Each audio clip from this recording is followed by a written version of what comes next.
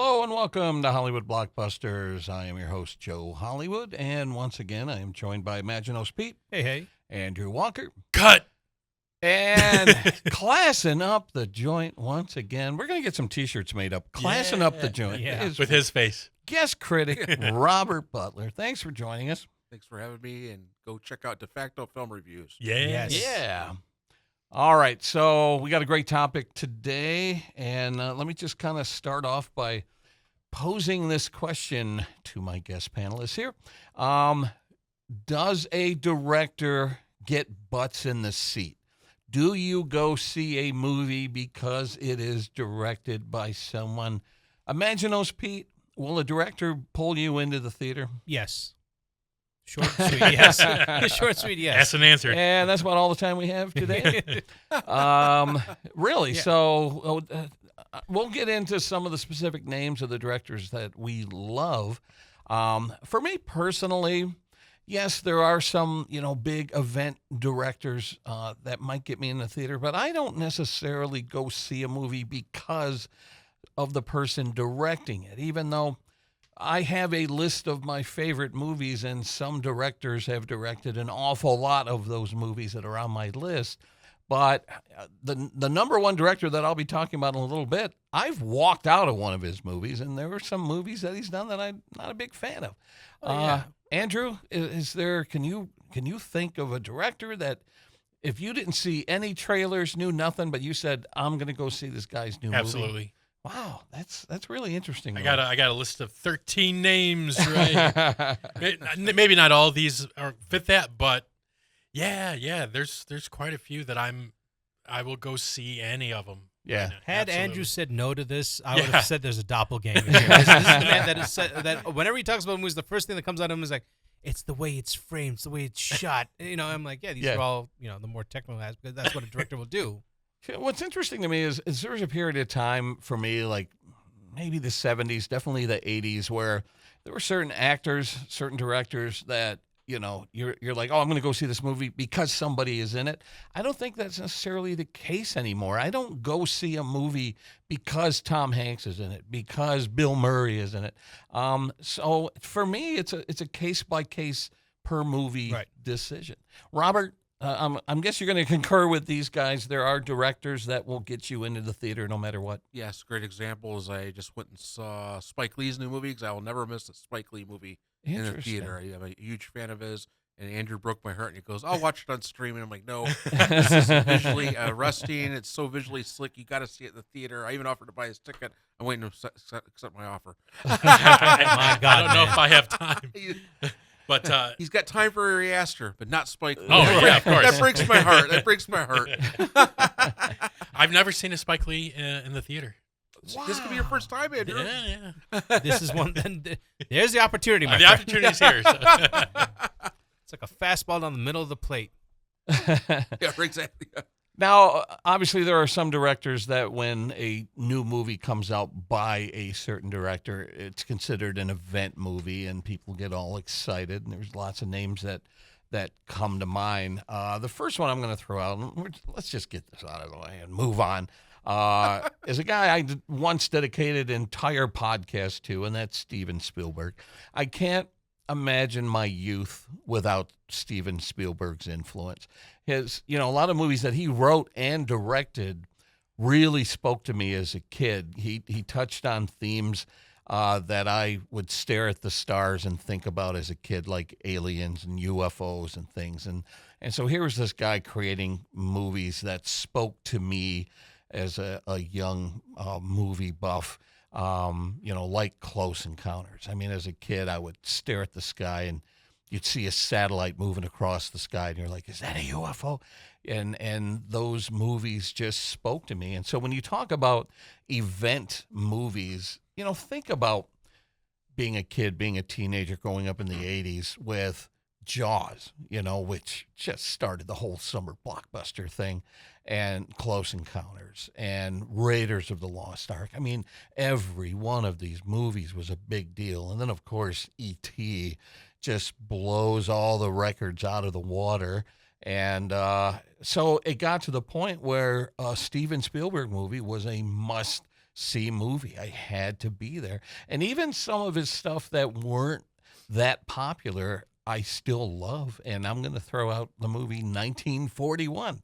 People really hate 1941 for some reason. I enjoyed it. I thought it was funny. John Belushi's in it. He's hysterical.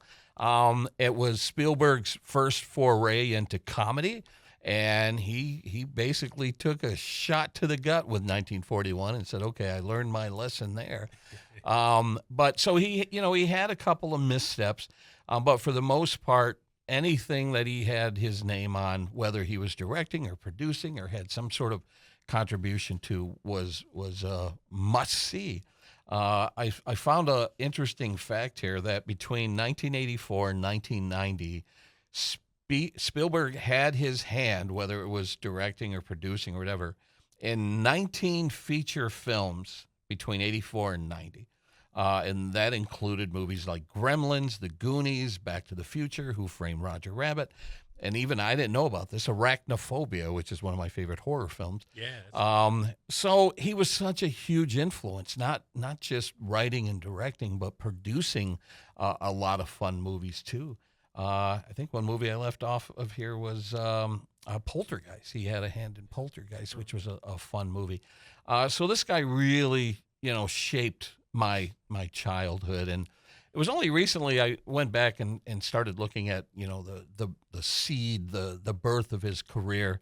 And I had known some of this watching documentaries and stuff, but he got his directing debut on a TV show called Night Gallery. And he directed Joan Crawford in an episode called Eyes that was written by Rod Serling.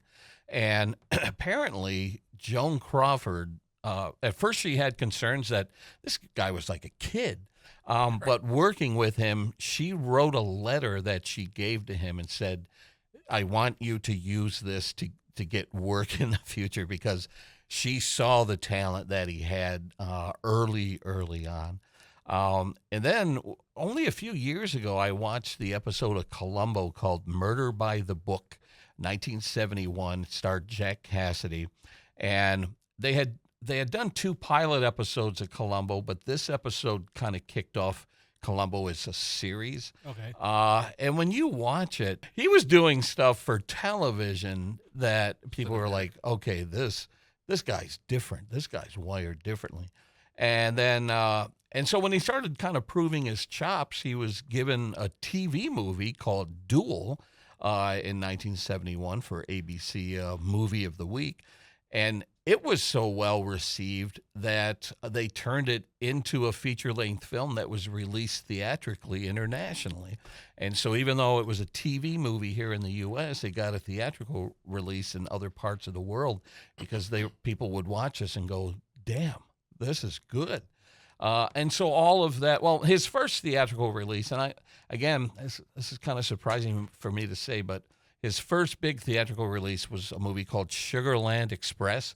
I've never seen it, and this may shock you. I watched the trailer for the first time last night, and I'm like, I had no idea what this was about. Are you familiar with Sugarland Express? Yes, I own it, actually. I have the Spielberg box set.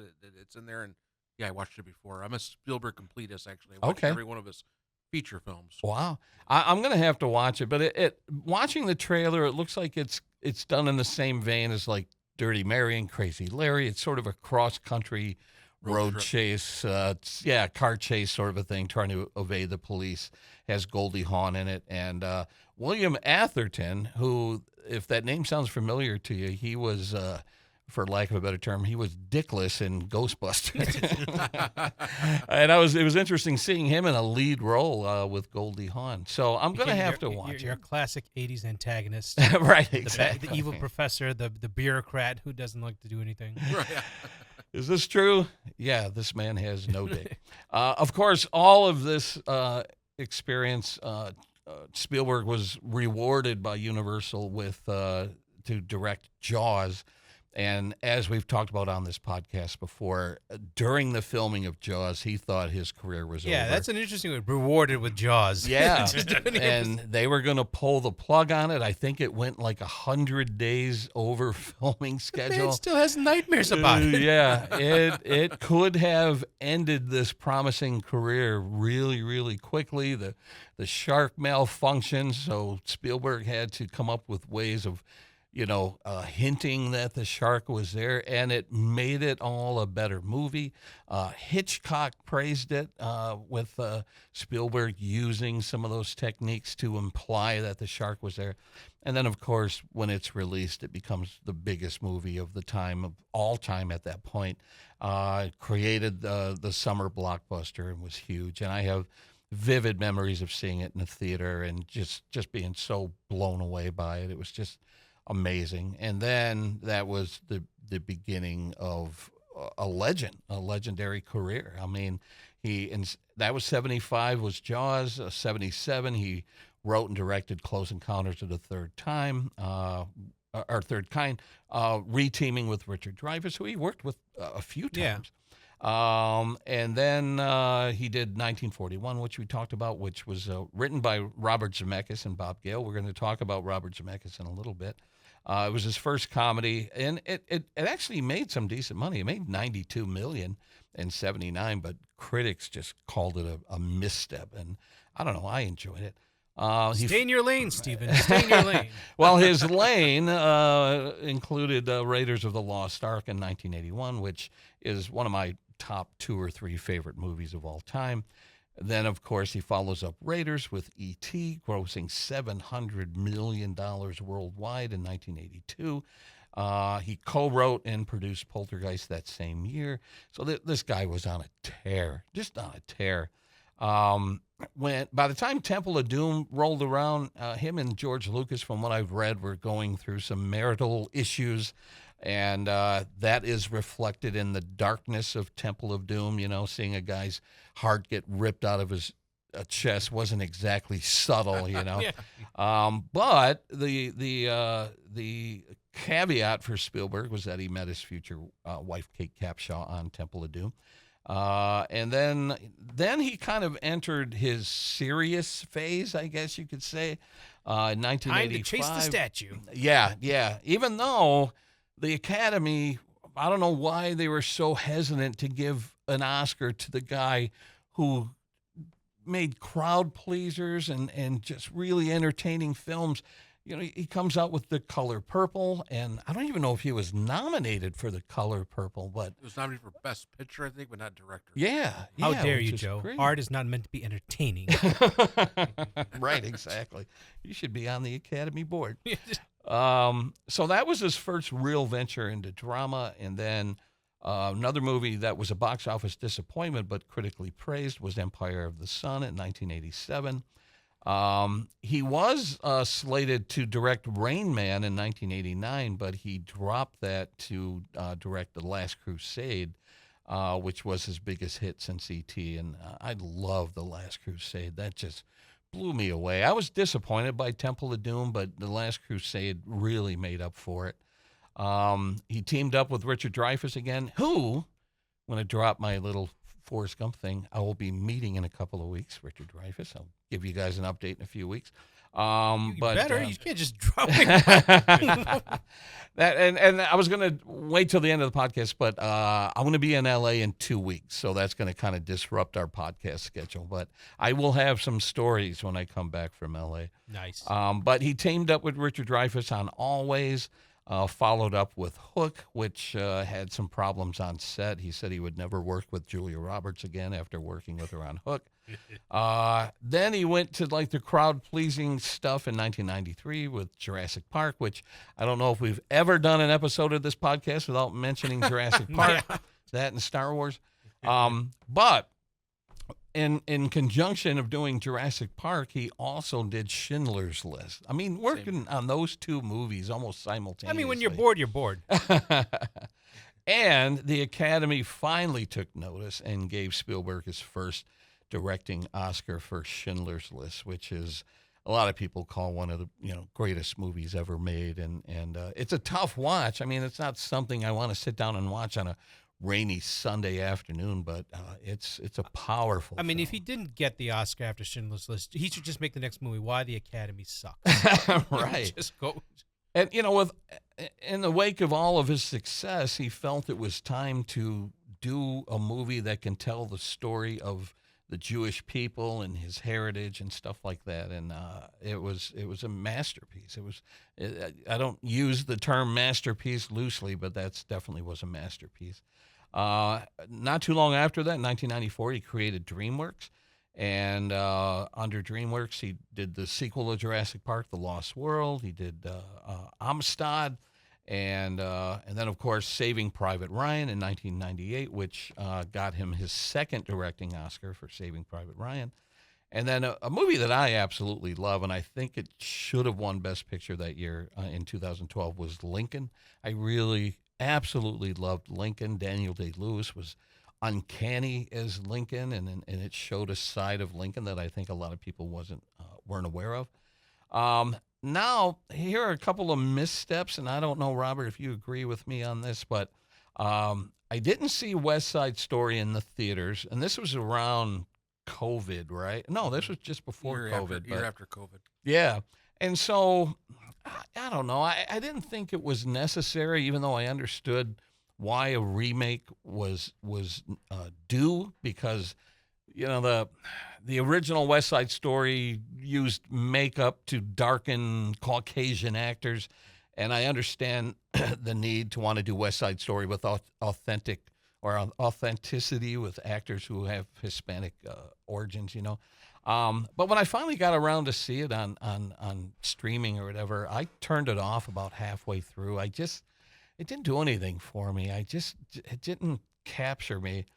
And then, what I alluded to earlier, I walked out of The Fabelmans. I couldn't get through The Fabelmans. It wasn't what I expected. I didn't think it gave us any insight into the guy who created this. Now, of course, it's a fictional movie, even though you can see the parallels to his inspired by childhood and his family and everything. After walking out of The Fabelmans, I found on HBO a documentary about Steven Spielberg and his career, and I found that infinitely more watchable than The Fabelmans. And it had a lot of the same elements. It talked about his parents, and it showed the home movies and stuff like that. So, if I want to get some insight into Steven Spielberg, I'd rather go back and watch the documentary than to watch The Fabelmans. I don't know. I just didn't get into it. And then the exciting thing is I was digging things up online. In February of this year, he began shooting his latest film about UFOs. So I'm really excited about that. It's going to star Emily Blunt and is scheduled to be released on May 15th, 2026. He's never made that movie before. That's right. It's familiar ground, but I wonder what twist he's going to give it. I wonder how he's going to make it different than what we've seen before. So that's Spielberg's career in a nutshell. And like I said, I can't imagine my youth, my teenage years without Spielberg. I mean, I grew up in the theater. I pretty much was seeing movies with family or friends almost every weekend. And Spielberg's movies were just an event, just something to go out and see. And he's my all-time favorite director. And personally, I think he's the greatest director. And because I grew up with his movies. You can argue some of the classic directors that came before him, but I saw those movies much later in life. And as much as I love classic films, when you're sitting in a theater watching these movies for the first time, Spielberg to me was the end all and be all. So Imaginos Pete, just your thoughts on Steven Spielberg? I'm glad we did this topic because Robert and Andrew, when we mentioned this, we're getting to a point where, and again, we're on the back nine. We're going to lose in the next 10 to 15 years. We're going to lose a generation of directors because they're all in their 70s or late 60s. Yeah, so, you're right. You can't avoid the elephant in the room on that. But what their contribution, sound and talkies for film have only just crossed a century. So their chapter, what they started, De Palma, Coppola, Scorsese. All of them came out relatively in the same time when they emerged. What they've done for movies and cinema, as far as like there'll be an award named after him. It'll be whether the Academy does it, it'll be the Spielberg Award. It's like in sports when they name it after one of the great coaches or players. So watching that documentary, I was jealous. I was envious because imagine these guys all being in the same room. Spielberg, Lucas, Coppola, De Palma, all those guys were like this clique, this group. It's the 27 Yankees. It's like, I know I was a little kid, but my God, to be in that room, my Lord. Like how much raw talent they were, and what inspired them. You talk about the first generation, the golden age of Hollywood that probably they all looked up to. Yeah. And, when I see guys like, all those behind-the-scenes documentaries, when I see Spielberg take that little viewing glass and lie down because he wants to see the field, you get a window on how they see it.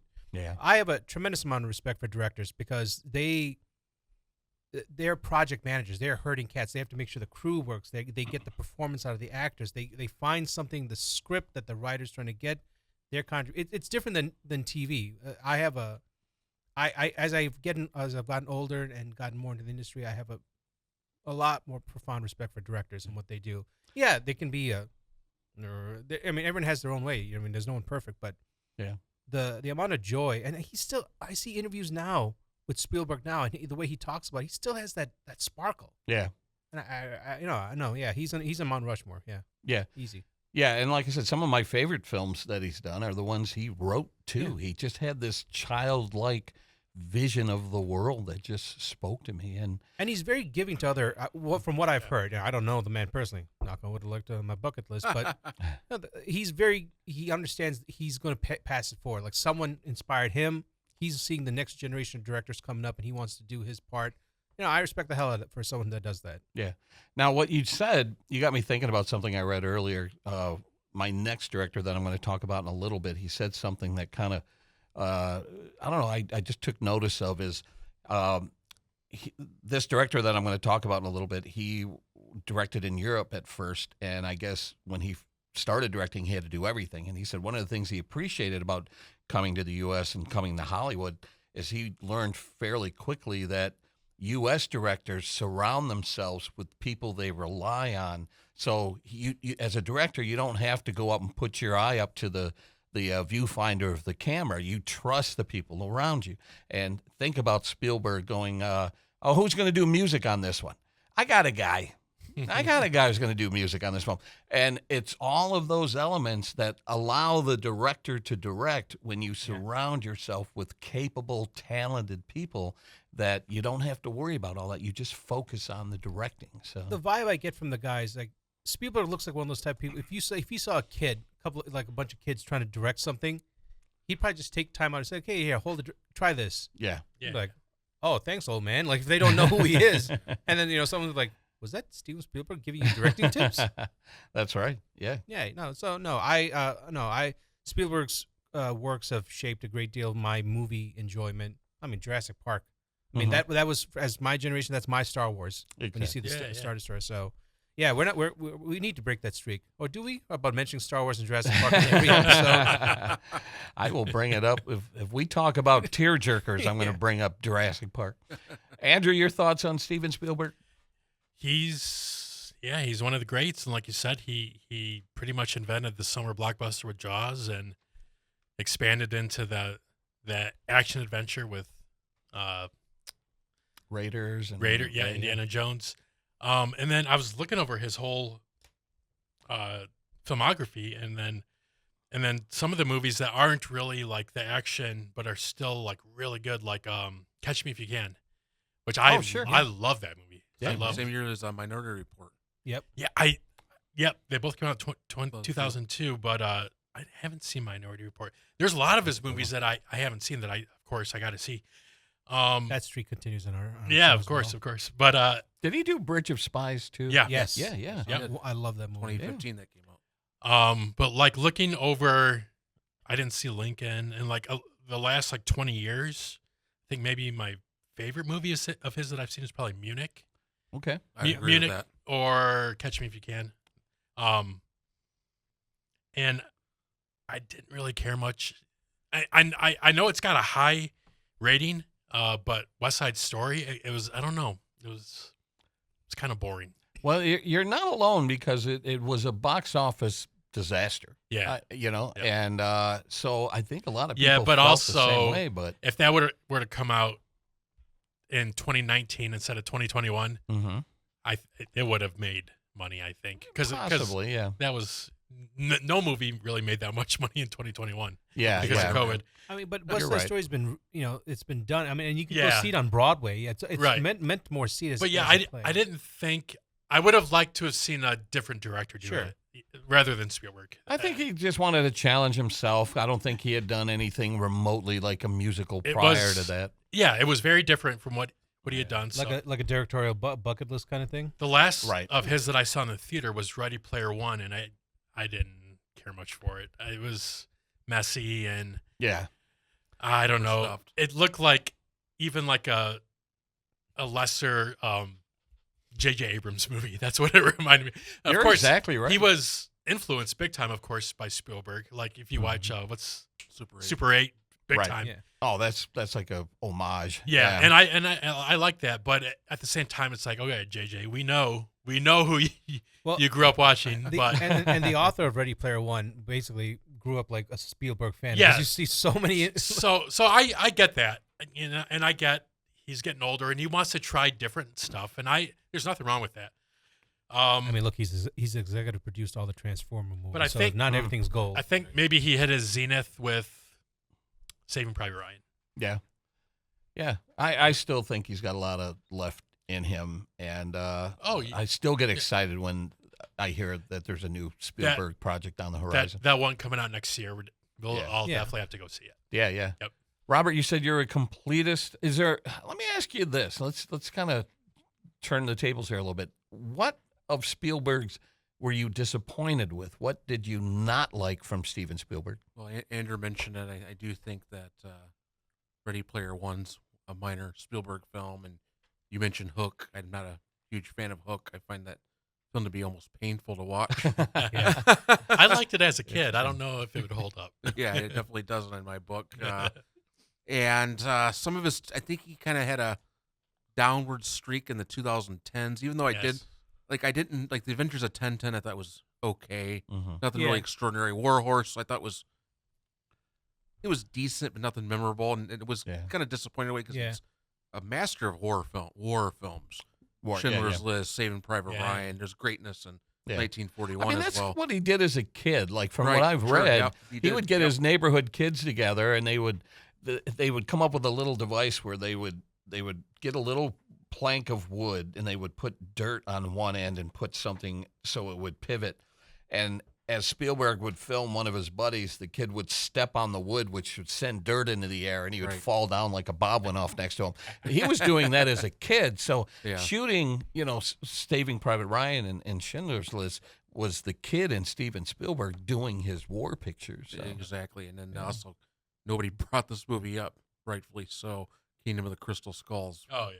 We try to erase that from our memory. See, now that's what are you talking about? Exactly. We have Men in Black going on. Yeah. Now I'm glad you brought that up, because this illustrates the point that for me, no director is infallible, and as much as I love Spielberg, Crystal Skull, in my opinion, is the worst movie ever made. When you factor expectations versus what I saw on the screen, I think it's one of the worst movies I've ever seen. It was just so awful. The CGI was terrible with like the spiders. I thought Shia LaBeouf was on crack or something during that movie.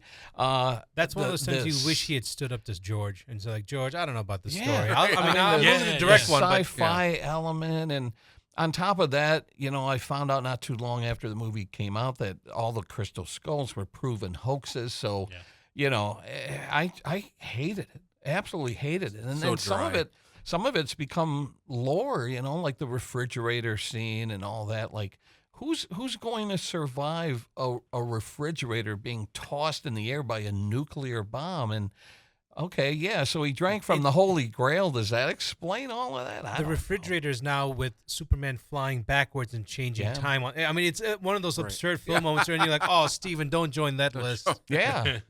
Yeah, you know how the phrase "jump the shark" was coined by Fonzie jumping over sharks on water skis. I've heard people use the phrase "nuke the fridge" to describe the moment where you just took things way too far. So I'm glad you brought it up because that illustrates that even Spielberg has his missteps. So Yeah, for sure. And I could discuss the ones I think are very underrated. I do feel that Minority Report, when it was released, was very well loved, but for whatever reason, it doesn't get that love anymore.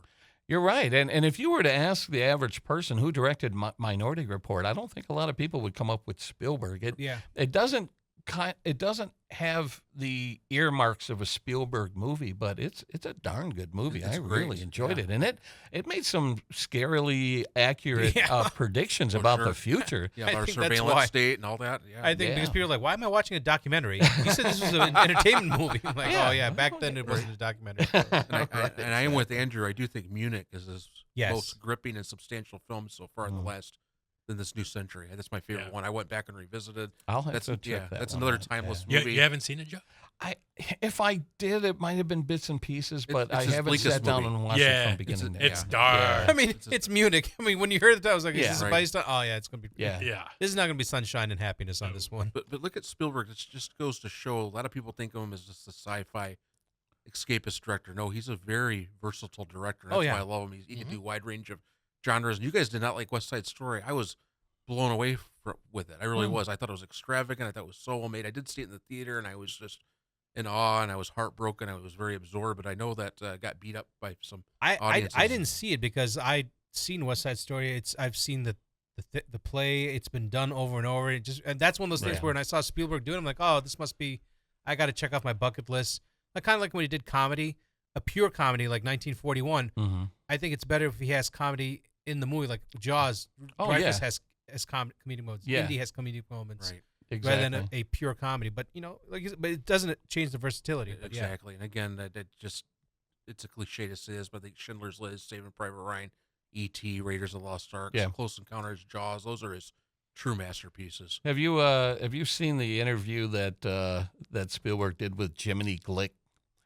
Martin Short plays Jiminy Glick. I know about that. And he was interviewing him, and he asked Steven, so when are you going to do the movie that really connects with the audience? When are you going to finally deliver a crowd pleaser? And Spielberg had like tears in his eyes laughing. So, all right, that's enough about Spielberg. I didn't want to take up the entire 90 minutes on Spielberg. I do want to throw out my second, I don't know if I can say this is my second favorite director, but this is a guy that's not talked about a lot in conversations about prolific directors. And the only reason I started to become aware of his name was I was watching, I went through my classic movie phase. I think it started when Netflix was delivering DVDs to your mailbox. Remember that?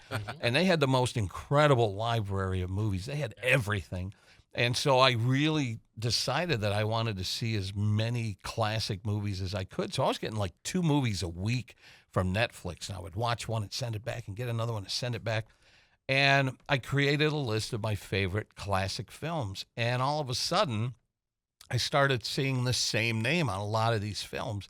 In my opinion, one of the, if not the greatest movie ever made is Casablanca. And if you look up Casablanca, Michael Curtiz's name is on it. And long before I ever saw Casablanca, one of my favorite movies was Adventures of Robin Hood with Errol Flynn and Olivia de Havilland. Such a great movie, one of my all-time favorites. And whose name is on that? Michael Curtiz. And so he was born in Hungary in 1886. And by 1918, he had directed 45 films overseas. He arrived in the U.S. in 1926 and got hired by Warner Brothers. And at the time that he was hired by Warner Brothers, he did not speak English. So imagine trying to convey what you want to your actors not speaking English. In a 28-year period, he directed 86 films. Wow. And during the 1930s, he directed 4 movies a year. That's insane. That's incredible. Wow. And so his first crowd pleaser, 1935, was Captain Blood, which introduced the world to Errol Flynn and Olivia de Havilland and became one of the all-time great on-screen movie couples. Followed that up with Charge of the Light Brigade in 36. In 38, The Adventures of Robin Hood. And that won 3 Academy Awards and was that year's most profitable film. He always seemed to pair up with Errol Flynn. In 39, he did The Private Lives of Elizabeth and Essex with Flynn de Havilland and Betty Davis. He directed 3 Westerns, Dodge City in 1939. That one has Errol Flynn in it. Santa Fe Trail in 1940 and Virginia City in 1940. In the 40s, he did The Seahawk, which was another Errol Flynn swashbuckler. Dive Bomber, The Sea Wolf, Casablanca, Yankee Doodle Dandy with James Cagney. I love that one. This is The Army. Mildred Pierce, which stars Joan Crawford, who kind of her comeback picture. She won an Academy Award for that. A remarkable movie. Like watching it for the first time just a few years ago, I was riveted from beginning to end. Like, this is incredible.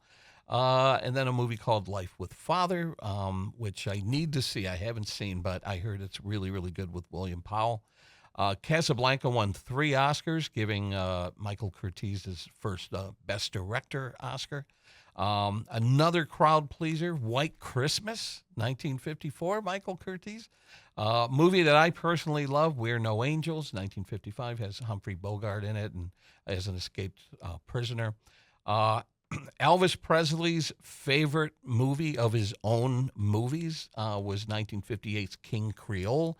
A lot of critics say that King Creole showed what Elvis was capable of as an actor, directed by Michael Curtiz. Wow. So this guy delivered a ton of crowd pleasers, big movies, basically saved Warner Brothers.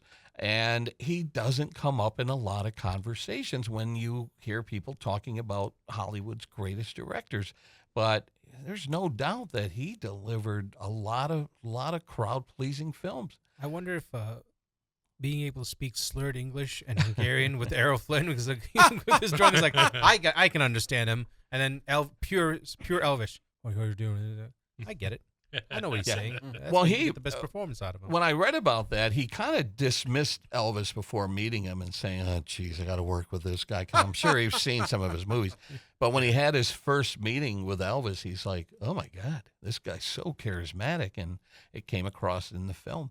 Now there have been criticisms that he did not work well with actors. He sort of treated actors like cattle, and there's a story that I read in Errol Flynn's autobiography that when they would do the sword fighting scenes, they would have like a little, cork or something on the tip of the sword so actors wouldn't get hurt. And Errol Flynn said he's doing a sword fighting scene, and whoever he was fighting against, a stuntman or something, like took a swipe and cut Errol Flynn's cheek. And he's like, "Let me look at your sword." And he's like, "Where's the thing on the top?" And he goes, "The director told me to take it off."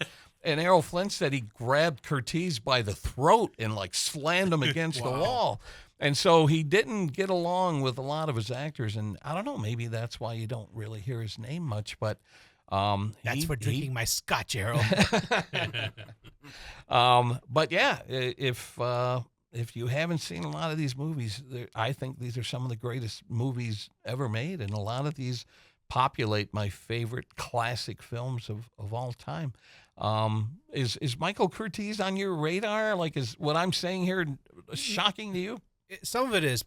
I didn't know a lot about Curtiz until Casablanca. I'd have to say that. And then I had seen Robin Hood with Errol Flynn, but I didn't care about the director at the time because I was so young.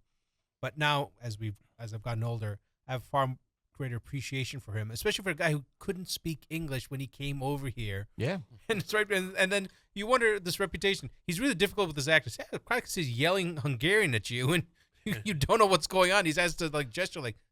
And that's exactly what he did. They said he would like pantomime. He would act out scenes and go, "This is what I want you to do." And they were like, "Okay." Like, is he okay? No, I think he wants you to be afraid. I am afraid. Yeah. And he's the one that I was talking about earlier that said he just surrounded himself with the industry talents that allowed him just the focus on the directing aspect. And when he tried to write and direct a film, it was a disaster. So he's like, he's pointing to the Robin Hood scream, "You die in this scene, Errol." Like, no. So yeah. Andrew, are you aware of Michael Curtiz? Just from you, Joe. Just from you bringing up his name. That's wild in to the me. a couple weeks ago, you brought him up. Yeah. And then I looked up his filmography. The only thing I had seen is White Christmas. Yeah. And just because my mom and my sister watch it every Christmas. Yeah. Other than that, I would not not have seen anything. I know I need to see Casablanca and Robin Hood and probably a couple other ones, but I mean, I was just briefly going through his Wikipedia page, and while listening off all these accomplishments and seeing how he did films in every single genre. Yeah. Like, he should be talked about. Yeah. Yeah.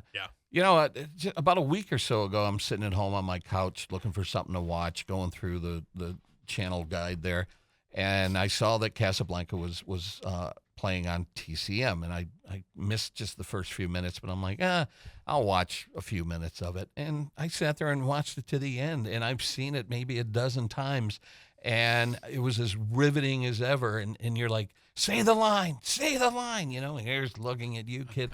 It's a masterpiece. It's absolutely incredible. And I think Casablanca needs to be in the conversation for the greatest movie ever made, up there with, a lot of people say Citizen Kane or Vertigo or whatever. Casablanca has to be in that discussion. And Michael Curtiz took what was supposed to be a B movie and turned it into an Academy Award winner. So, yeah. Robert, your thoughts on Curtiz and his body of work? I absolutely love Casablanca. Absolutely. That's a great movie. And I do think that one is very well celebrated, but to your point, he's not like Hitchcock. Yeah. Where people don't go dissect his filmography. And I have to be honest with you, I've only seen like 5 or 6 of his movies as well. You got me wanting to do a deep dive into his work, because it's actually on my bucket list. I've been wanting to watch more of his films over the years, and I never really have. I do love The Adventures of Robin Hood. I think Errol Flynn is probably the best Robin Hood that we've ever had in cinematic history. It's just a great story. It's a great adaptation as well, and just so many great sequences in it as well.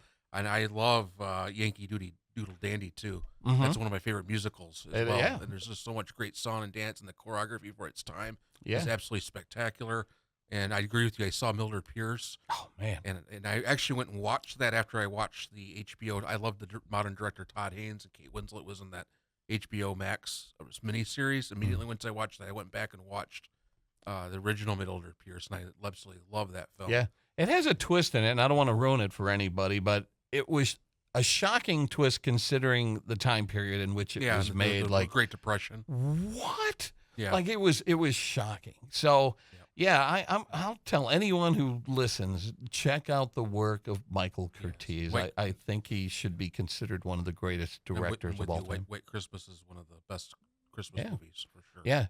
Even though there's a long stretch of White Christmas that has nothing to do with Christmas. It kind of begins at Christmas and ends on Christmas, but it's a beloved classic that people watch every year. And I have friends, like my friends Kate and Jen, they're sisters, so they always break into that number, sisters. There are people who just absolutely love that movie. I mean, do you like the fact that Robert just painted a target on our backs with all the Kevin Costner fans? The best Robin Hood ever. He's just going to put that on us, and he's going to say, it's Errol Flynn.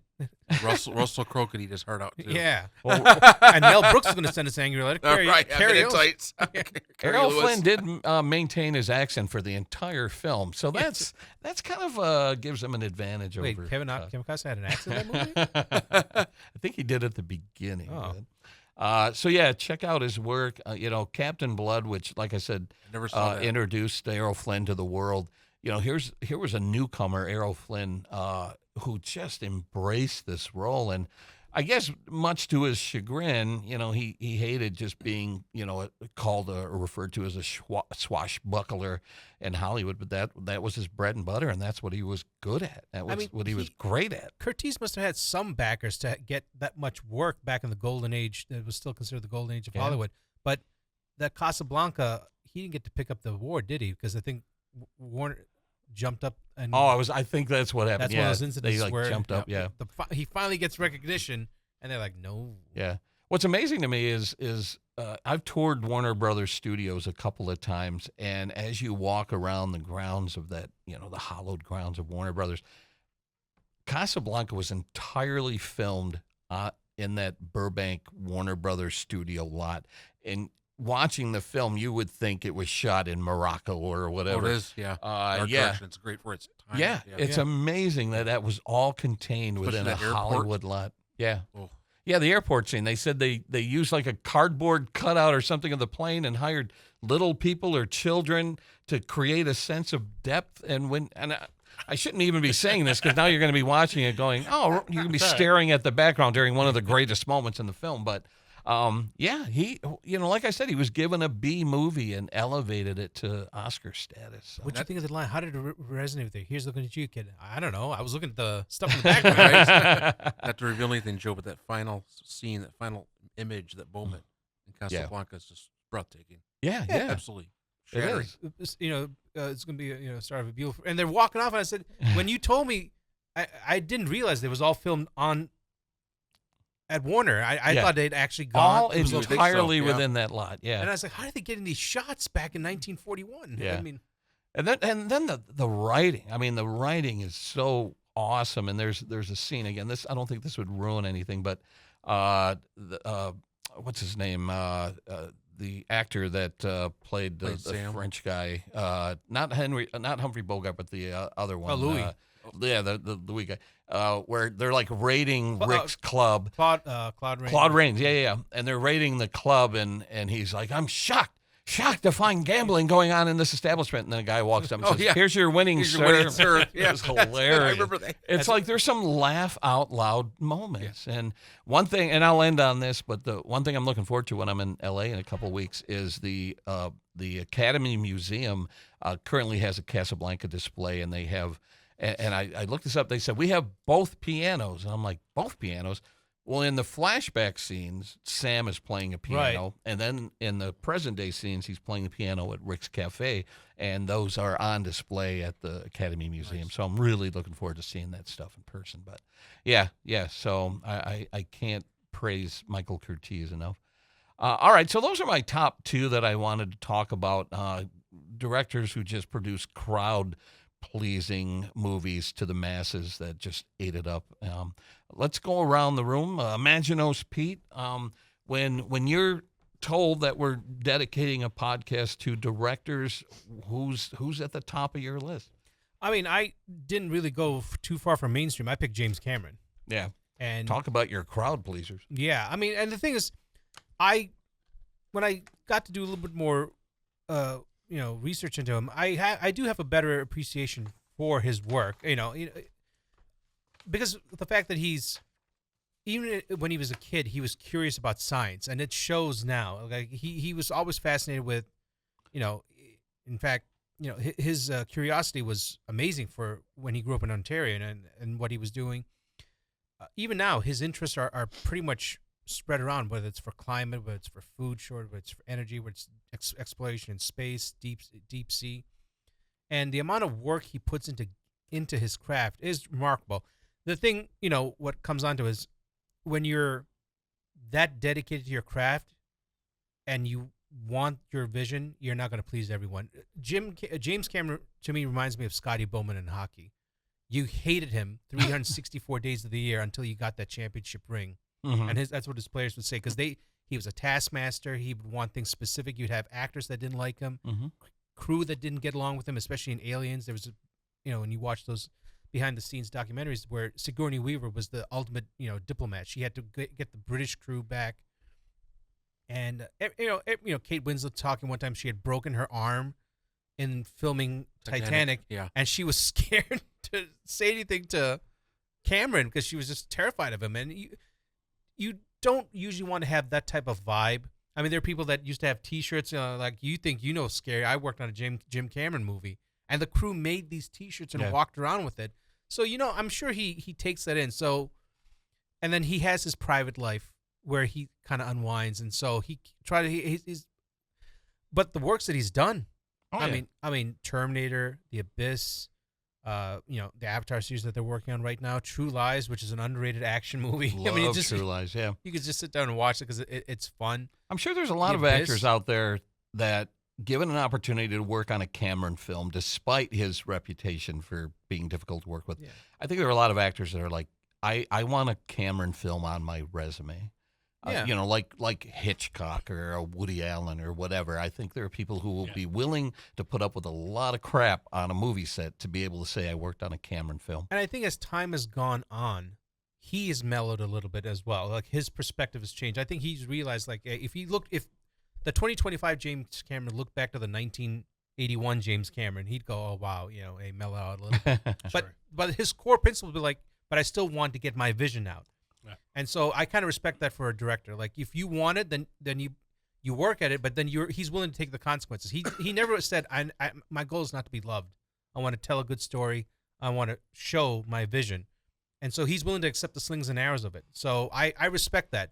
So you can't be like, "Well, I want perfection, but why doesn't anyone love me?" Well, because you're an ass. Yeah. And people are probably like burning voodoo effigies of you, trying to figure out like how to get you. So, and it came at a cost with his personal life. I mean, he's had 5 marriages. He finally, found happiness, and good on him. And now he's trying to give back. I don't know if he's been visited by the ghost of Christmas past, present, and future, but now he's looking at future directors. He's trying to give what he can back to him. And his contributions for cinema, for just the technical aspects in movie making are great. So his movies, not to the extent of Spielberg, but his movies are in my top 50, like, of stuff that I enjoy. Like I loved Aliens.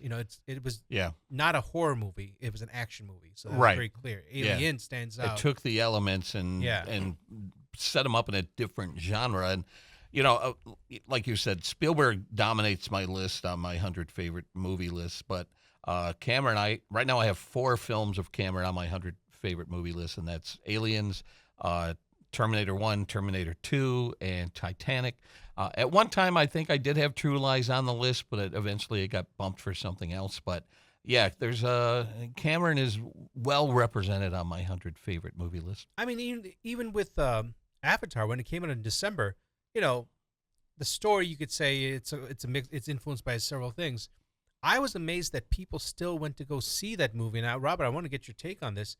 That was the financial crisis, the 2008 financial crisis was still going on. Average ticket prices are about $7.50. You're going to pay that to go see a movie, and people doing, tightening their belts, but they went out to go see it because there was something about it. Like he sometimes does movies. Oh, I want to see a romantic movie, a 3-hour romantic movie about on the Titanic. When you just say it out loud, it sounds absurd, but he got that. I mean, he did it. Yeah. Avatar, and I'll let you, Robert, jump in on this, but Avatar, in my opinion, was one of the greatest movie theater experiences I've ever had because I saw it in 3D. It was the most amazing 3D effects I've ever seen in a theater. But like you said, upon repeated watching at home on my sofa, it doesn't really hold up.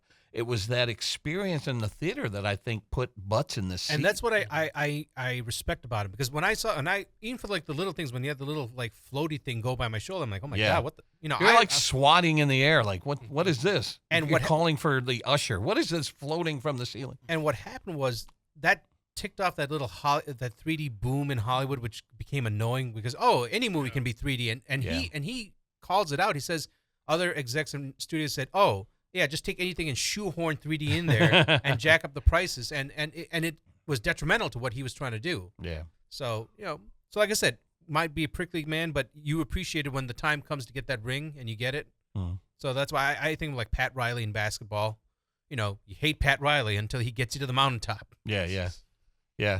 Robert, your thoughts on Cameron and his body of work? Yeah, he's definitely a filmmaker that's made a lot of monumental films. He's definitely made a mark in cinematic history. There's no denying that. And, Terminator 2 is one of my favorite movies from the 90s. Terminator 1's a classic as well. And I think Titanic's a great film. I know that movie gets beat up by some people, but I think it's a very engaging film. It's still technically breathtaking today. It still holds up with its effects. Yeah. I'm not really on Team Avatar as much. Not that I don't dislike those movies. I'm with you, Joe. I just don't think they hold up. I don't think the writing's the strongest in those films. And even visually, even though there's some great sequences and stuff, but some of it looks a little too synthetic to me. Yeah. Still, I look at those natives and I think, looking at them, like, they still look like a little video game to me. And some of the backdrops look like a lava lamp to me a little bit, or like a computer screen or a video game, if you want to say that. But still solid movies, entertaining. I just don't think they're anything extraordinary. But that being said,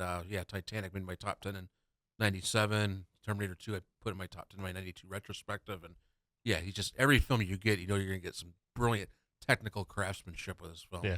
There was a sequence on the TV series Entourage. You guys familiar with Entourage on Yeah, I HBO? heard he made a splash on that. And when Vince, landed the Aquaman movie, he was on the fence, like, do I want to do a superhero in tights movie? And then he finds out Cameron was slated to direct Aquaman, and he went to Cameron's office to drop out of the film. But as he's sitting there looking at all the posters on the wall, Terminator, Aliens, and all that, they're like, did you drop out of the movie? He's like, no, I can't pass up a chance to work with Cameron. And so that's all fictional, but still that illustrates the point that in Hollywood, Cameron's a legend. So, and I think one of the things, because he had done so many different jobs, like he's done makeup, he's done like the nitty gritty job. So that's also where you could respect it, but then he doesn't stay in his lane.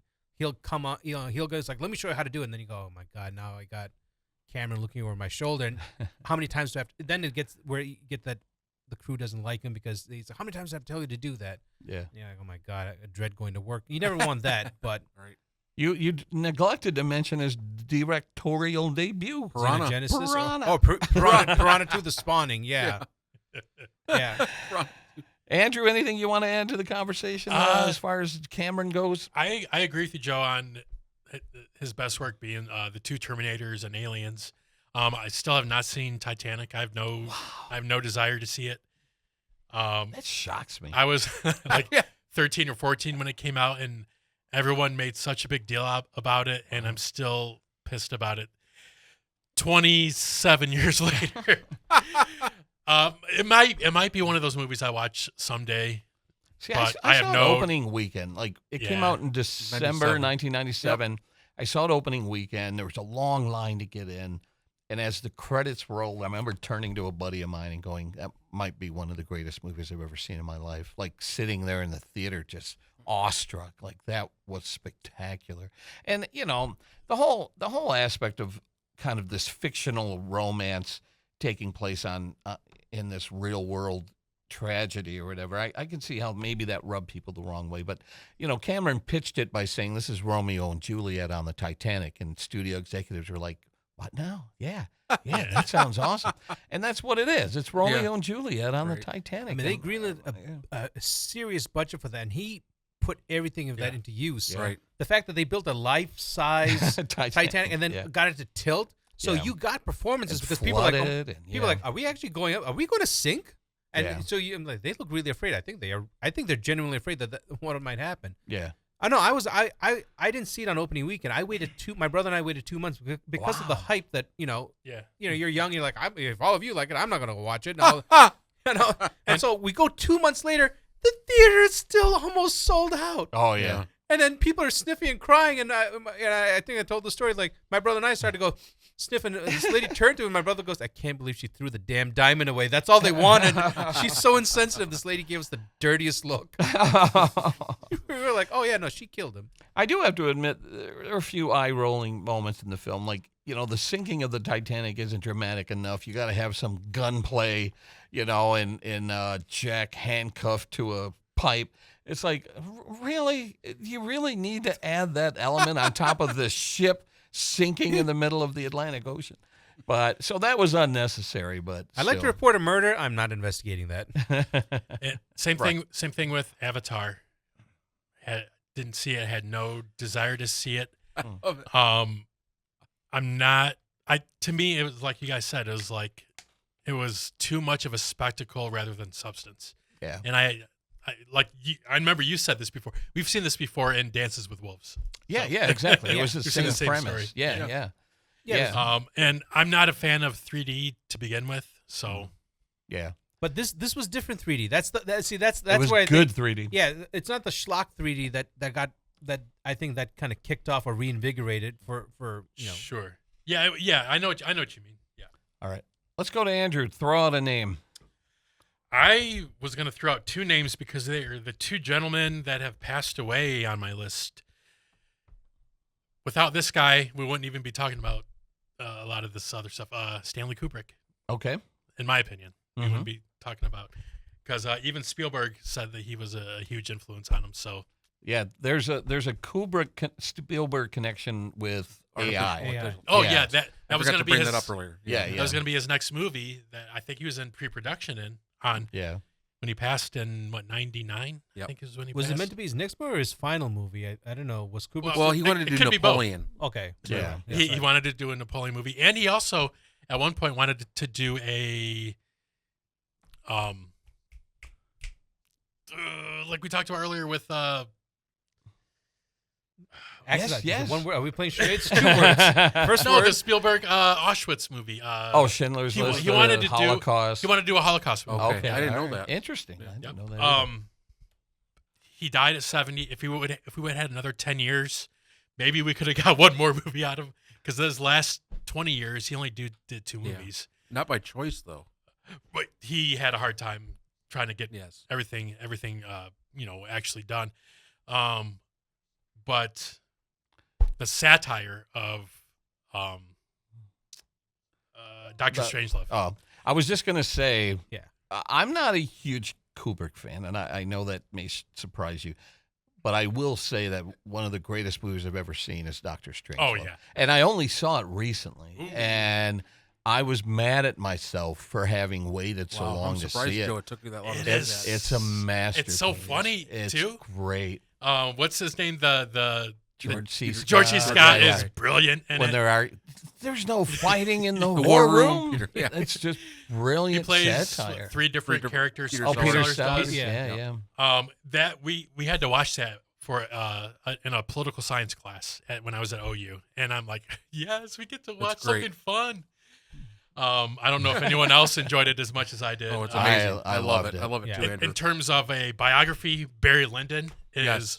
one of the best movies of all time. One of the most beautifully shot movies of all time. Yes. I think you'd agree with me on that. Mhm. I think it won the Academy Award for cinematography Yes. that year. Yeah. Natural lighting. Yes. Oh yeah, the lighting is. All Have you natural seen it, Barry Lyndon? No, I have not seen Great that film. one. Great Okay. movie. Excellent. I got it. Excellent. All Excellent. right. It's probably in his main body of work. It's probably his least known, Yeah. but it is a beautiful movie. Yeah. Ryan, what's his name? Ryan O'Neal. Ryan O'Neal is the Barry main, Lyndon. the main Okay. dude, and then of course one of my 2 favorite war movies of all time, Full Metal Jacket. Mhm. The first half of that movie is like a documentary. The second half of that movie is just Like a war film. brutal, like war film. Yeah. The technicality of that movie is brilliant. Yeah. Every scene is beautiful. I don't have much else to say. I mean, he's done some controversial movies like Clockwork Orange. Well, Clockwork Orange. let's talk about that for a second. Sure. So imagine me being a teenager. I don't know how old I was. I didn't see it in the theater. It was kind of I a knew this was staple coming. on late night cable. And I would look at the cable guide and I'm like, where's the R-rated movies? Where's the movies with nudity in it? The rest of the family went to sleep, so I'm like, oh, what's on late night cable TV? Oh, what's this? A Clockwork Orange has some nudity in it. Yeah. And I sat there, and pardon my French, but it fucked me up. A teenager sitting there in the dark watching that movie. I was scarred by it. I was shaking by it. And I know it's supposed to be satire, and I know it's making commentary, but I should never have seen that movie, and I regret that I did at such a young age. And maybe that's why I have kind of a distaste for Kubrick, and I don't understand why it's on so many greatest film lists, because I hated it. I hated it so much. It messed me I up. love Clockwork Orange. Ugh. I enjoyed 2001. I thought that was a spectacle. It's one of those movies where I feel like you need to see it in the theater. It's epic, even though the ending is so confusing and you have to read articles after the fact, like, what the hell just happened here? Let me Google that. And then the movie The Black Hole, done by Disney, they sort of emulated the ending to 2001. They did something very similar with a psychedelic, trippy LSD sort of an ending or whatever. So I enjoyed 2001 because it was like, scientifically more accurate than some of the, Star Wars and stuff that had come out around that same time. But I enjoyed 2001. I think The Shining is overrated. I know a lot of people think The Shining is a masterpiece. I think it's confusing and overrated. It's not so much a horror film as more of just a psychological mind. I wouldn't have put King and Kubrick in the same room after that because King was not happy with that. With his Right. Well, I think that's ironic because I think it's the best Kane movie in my book. The Shining is? Yeah. Yeah? Wow. Kubrick was like, I think I can make this better. You what? But talk about somebody who's notably difficult to work with, like Cameron. Kubrick would do dozens and dozens and dozens I heard of about takes. that, like on Eyes Wide Shut. Made stuff like that, yeah. Shelley Duvall She's cry her eyes out. Oh, yeah. Stopped acting a bit after that. Poor woman. Wow. Yeah. But he was a perfectionist, and you see the technicality of these films, and you're like, wow. Yeah. But being on that cast and crew would have been difficult. Yeah. Sure. My first Kubrick movie was Eyes Wide Shut because I'd never seen anything, had a chance to see it in theater at the time because I wasn't here. But so when Eyes Wide Shut came out, and I was like, oh, it's Kubrick in theater. I went to go see it, and I was like, what is happening right now? Yeah. what is going on right now? And I think that's why it took so long for me to see Dr. Strangelove, because I'd grown up with his movies in the 70s and 80s, and they rubbed me the wrong way. And so I think I just never got around to seeing it. And then when I finally saw it, I'm like, oh, my God, this is one of the greatest movies ever made. So I'm glad I went back and watched it. And I will check out Barry Lyndon at some point. But I have it on DVD if it's not streaming. Yeah. So, yeah. Anything you want to add about Kubrick? Oh, yeah. I mean, one of my favorites of all time. Andrew brought up the technical visual aspect. I think he's one of the greatest craftsmen to ever live. Yeah. And definitely Spielberg has been influenced by him. And you could see the contrast in AI. If you go watch AI, it's like, wow, this is definitely the Kubrick section. This is the Spielberg section. It's like night and day, and you watch the movie. Yeah. Wasn't there a rumor that they were asking Spielberg if he wanted to go back? He's like, I can't do it. I got to leave Kubrick's work as is, and He didn't want to rewrite anything. Yeah, I'll figure it out as I go along. And the conceptual, he left the conceptual artwork that Kubrick made. He made it meticulously the same. So did great. Kubrick direct any of that, or did Spielberg direct the entire film? He did conceptual stuff before him, but he didn't actually direct anything. Spielberg stayed true to that conceptual art director's notebook and whatnot. Yeah. So I will say, my opinion of Kubrick isn't just based on what I've read or what I've heard. I've watched almost all of his movies and formed my opinion on that, and they're just not necessarily for me. Even though they're cynical. He's a cynical filmmaker for the most part. Right, exactly. I do love the philosophy in his films, and I love the craftsmanship. I know that they still to this date are still polarizing. Yeah, to some. I just wonder. Had Joe not gotten this scene first, like the eyeball scene. Mister, please make it stop. You don't start off with a Clockwork Orange. Everybody should always start off with like Dr. Strangelove. What about Past the Gloria though, Joe? Do you like that one? I've never seen that one. I think you would love that one. Okay. Kurt Russell's in that. That's one of the greatest World War I. World War movie. I think Joe would like that. Now, ironically, Killer's Kiss. That scene where he's forced to watch stuff, that didn't bother me that much because he was a villain getting his comeuppance there toward the end. What bothered me is, the gang activity earlier in the movie. It's where disturbing they were stuff. It's again, a teenager watching that for the first time, and I was like, oh, no. Yeah, that was rough. All right, Robert, what do you got at the top of your list you want to share with us we haven't talked about yet? I have so many, and I don't know where to begin. So throw a name out. Jeez. I will. Let's just not. Again, let's just bring up a woman. Let's do a woman. Let's throw a woman film. Sure. Oh, yeah. Because we talked about dudes tonight. Let's just do it. Absolutely. And you guys know who I'm going to pick. Sofia Coppola is one of my favorite filmmakers. Yeah. That's not who I would have guessed, but that's an interesting pick. And the reason why. What's that? Would you have gone with Bigelow? Or was that I was thinking like Penny Marshall or Nora Ephron or. But yes, Coppola. Yeah.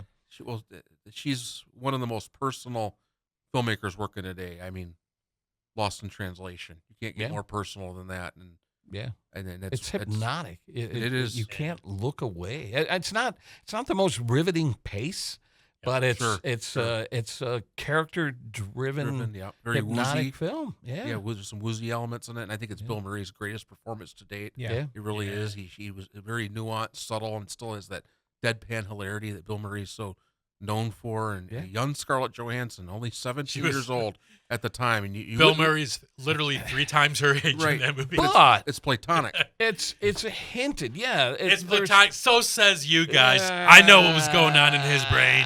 Well, he's a man. He's a male. But I'm glad that the movie didn't go in that direction. I'm glad they left room for interpretation. Yes. So you guys don't count Eight-Legged Freaks as Scarlett Johansson's big breakout? It's lost in translation. All right. But I don't know if I ever shared this story with you. One time when I was in L.A. and we shot some video in a high-rise on Hollywood Boulevard with this Japanese senior citizen, and we're like, oh, it's so cool you live in an apartment on Hollywood Boulevard. You got any famous neighbors? And he's like, oh, my upstairs neighbor, the pretty girl. And I'm like, who is it? And he's like, he's trying to think of her name. He couldn't recall her name. And then he goes, lost in translation. I was like, what? His upstairs neighbor was Scarlett Johansson. So, yeah. Well, what's interesting about Sophia is she started off as an actress. Yeah. She was cast in The Godfather 3. Oh, and she was brutalized. She was brutalized in it. And, I went back and watched The Godfather 3 a few weeks ago. Are there some scenes that don't work with her in it? Yes. Is it all bad, though? Absolutely not. Actually, there's some really good, genuine moments in her film, especially the end. I was heartbroken by that tragic ending. I think The Godfather 3 is great. It's not as great as Part 2. I think it always has to be compared to that. I don't think it's fair. I still think it holds on its own. But she wanted to become an actress, and she, didn't succeed at that. So she went to film school. She took photography, and then she made a splash with some short films. And then from there, a lot of people say Nepo Baby. No, there's been a lot of Nepo Baby. She's proven her talent. She started off with The Virgin Suicides. Great movie. Takes place here in Michigan. I watched that film in 2000 in high school. I was blown away, and I went and saw Lost in Translation. I'm like, wow, she's the real deal. And then, Marie Antoinette was very beat up at the time, and now that's considered one of the best films so far, the 21st century. Better, yeah. It ages better. And her movies do that often. I notice a lot of people don't appreciate them somewhere. She did that film in 2010. One movie more that appreciated as well. One of the rare movies that you and I agree on, and I remember your reaction when I brought it up. You were like, "Wait, what?" Was Somewhere. Exactly. Yeah. I watched it because it has the Hollywood themes, and I'm like, again, this was like hypnotic. I just really, really enjoyed it. About this, was he an actor? The main character, yeah, and he stayed at the Chateau Marmont, on Sunset Boulevard, which is a hotel with a lengthy history, and I love seeing that insider stuff, and the fact that she got access to the hotel and filmed in and around the hotel was fascinating to me, and I really enjoyed it. I own it on DVD. Oh, that's great. You own it. It's just a great movie. Is it slow paced? Sure, but that's the beauty of her movies. She takes time, and she's an observer of the human soul. She brings a lot of character depth. There's a lot of great empathy in the film, and ever since then, just like she's done comedies on The Rocks, and most recently Priscilla.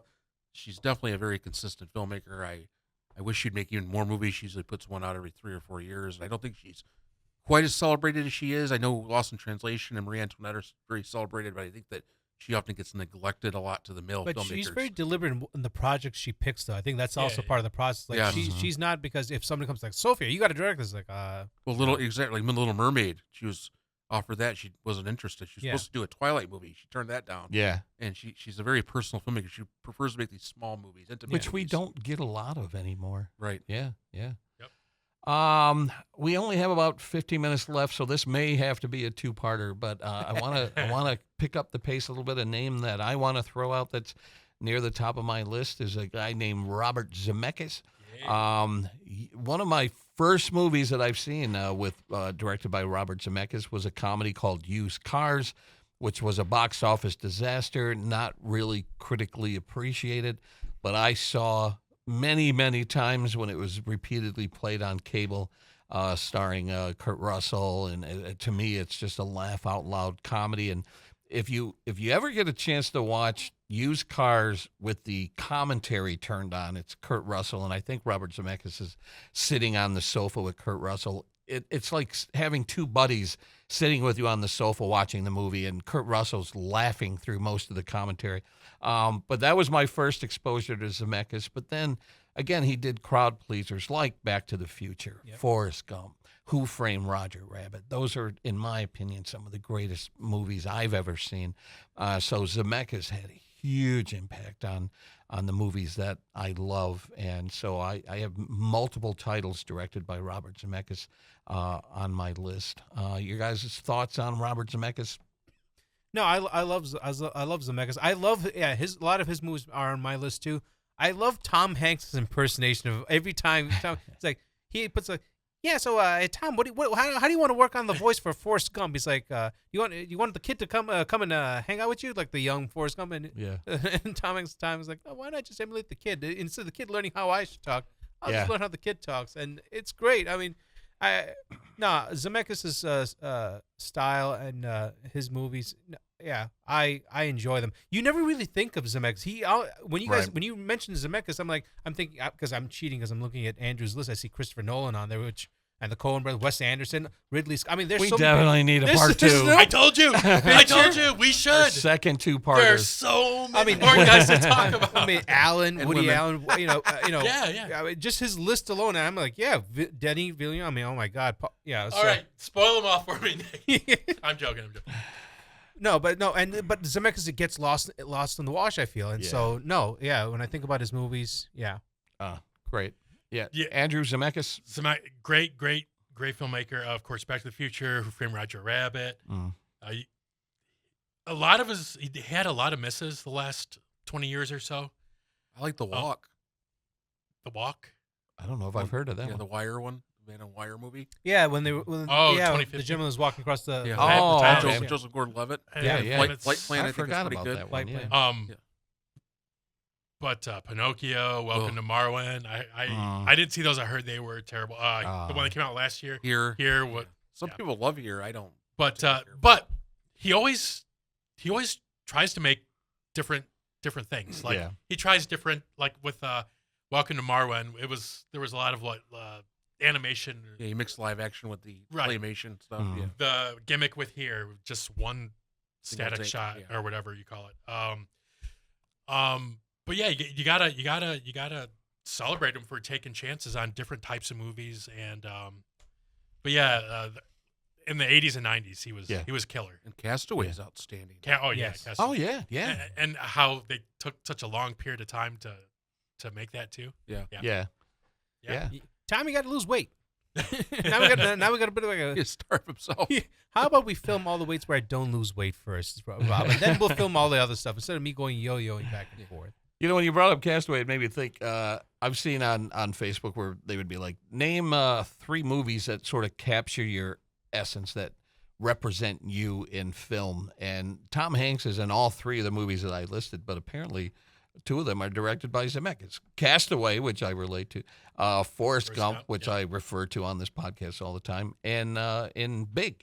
Yeah. And the child trapped in a grown man's body is something I related to my entire life. So, yeah. We got to do favorite actors and actresses, and that'll probably be a 3-part. Oh, my God. We'd have to narrow that down. How many franchises are you trying to start, Andrew? We're going to have to do our favorite brunettes and blondes. I don't know. Tom Hanks, of course, he's going to be on there. Anyway. All right. Robert, your thoughts on Zemeckis?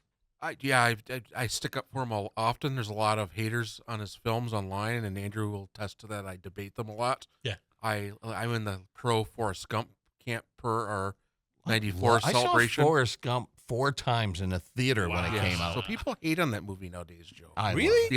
These modern online film buffs just hate on it, and I'm always finding myself standing up for it. I'm like, well, what are a couple of the biggest? If you remember, they love to say it's like a boomer movie. They like to dismiss that in their little. Really? Yeah. And they also say like it makes fun of serious issues like racism and stuff. But the thing of it is that they don't understand is that it gets inside Forrest's perspective. You're seeing the perspective of a man with an IQ less than 70. Yeah. So you're in his viewpoint and stuff like that. And can you see it's insincere?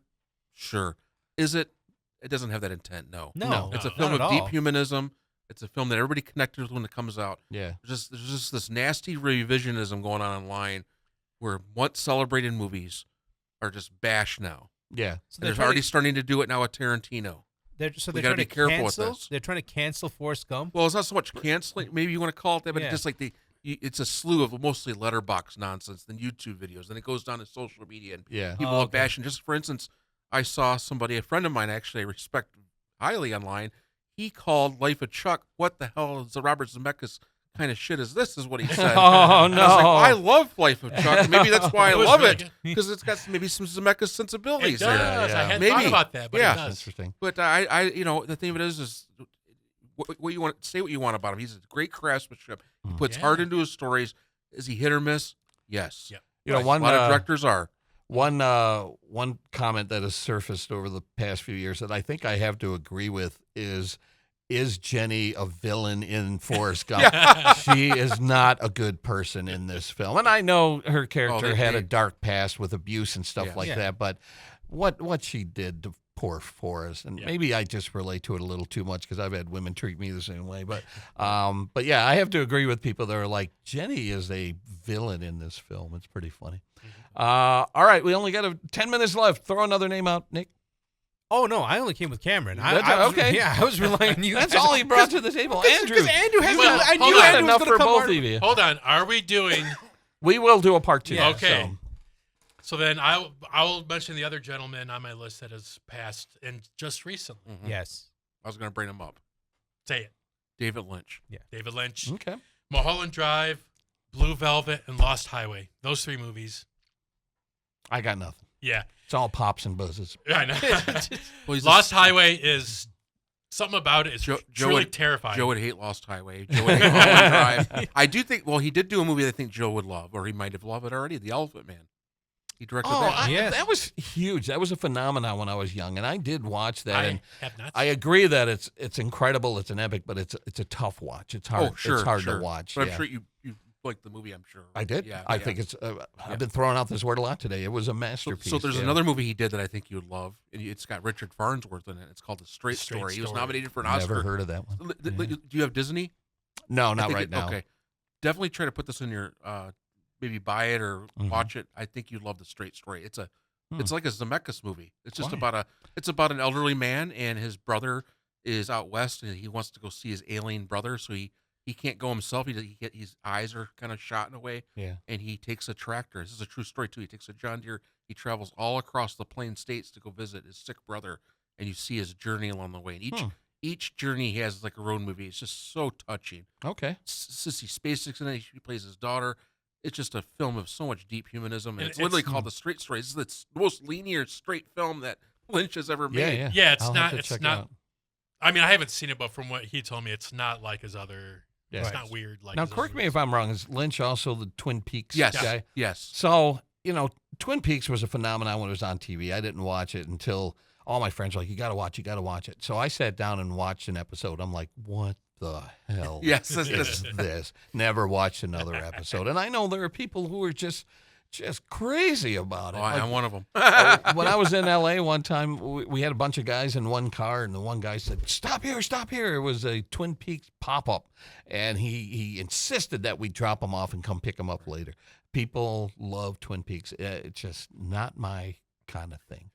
I'm like, is this scene backwards? Is this playing backwards? What? It's just a bit avant-garde for me.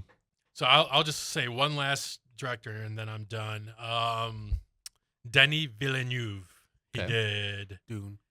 Sicario, Arrival, Yep. the Blade new Runner. Blade Runner, and Dune. Prisoners as well. Yeah. I haven't seen Prisoners or Enemy, but in my opinion, on the level of Chris Nolan for technical stuff, That's a name we haven't thrown out yet. right? Oh, We man. don't need to. Give me 45 minutes on it. Yeah, right. No, but and he doesn't have a whole lot of movies for how old he is. He's almost 60. But I think he has Roger Deakins do a lot of his cinematography, and that dude is brilliant. Hans Zimmer has done a lot of his the score, and he's brilliant.